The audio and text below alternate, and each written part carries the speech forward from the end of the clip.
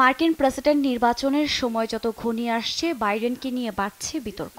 নির্বাচনে ট্রাম্পকে হারাতে পারবেন কিনা তা নিয়েও দলের মধ্যে বাড়ছে অনিশ্চয়তা। এ অবস্থা নিয়ে ওবামা কোনো মন্তব্য না করায় ডেমোক্রেটদের মধ্যে দেখা দিয়েছে হতাশা। তবে এবার নীরবতা ভেঙে বাইডেনকে নিয়ে মুখ খুললেন সাবেক মার্কিন প্রেসিডেন্ট বারাক ওবামা ও প্রতিনিধি পরিষদের সাবেক স্পিকার ন্যান্সি পেলোসি।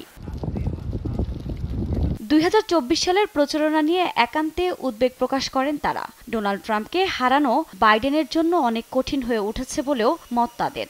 সংবাদ মাধ্যম সিএনএনকে একথা জানিয়েছেন ডেমোক্রেট এক আইন প্রণেতা। নির্বাচনী দৌড় থেকে সরে যাওয়ার চাপের মধ্যেই এ বিষয় নিয়ে মুখ খুললেন বাইডেন নিজেই। চাপ দূরে ঠেলে ব্যর্থহীনভাবে নির্বাচনে লড়ে যাওয়ার ঘোষণা দিয়েছেন তিনি। স্থানীয় সময় শুক্রবার ডেট্রয়েটে দেয়া বক্তব্যে ট্রাম্পকে নানাভাবে ঘায়েল করার চেষ্টা করেন বাইডেন। ট্রাম্প একজন নারীকে ধর্ষণ করেছেন বলেও অভিযোগ করেন তিনি। আপনাদের মতো 1,40,00,000 ডেমোক্রেট প্রাইমারিতে আমাকে ভোট দিয়েছেন। আপনারাই আমাকে মনোনীত করেছেন, অন্য কেউ না। প্রেস নয়, অভ্যন্তরীণ কোনো শক্তিও নয়, দাতারা নয়। ভোটাররা সিদ্ধান্ত দিয়েছেন আমি থাকবো কিনা। আর আমি নির্বাচন থেকে সরে দাঁড়াচ্ছি না। আমি নির্বাচনে থাকছি আর আমি জিতব। এদিকে মিশিগানের সমাবেশে সাম্প্রতিক বছরগুলোতে অনুষ্ঠিত অন্য যে কোনো অনুষ্ঠানের চেয়ে লোক সমাগম বেশি দেখা গেছে।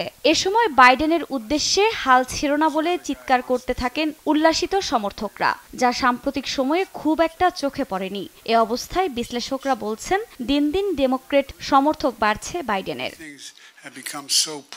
আফরিন মৌ, নিউজ ডেস্ক, দেশ টিভি।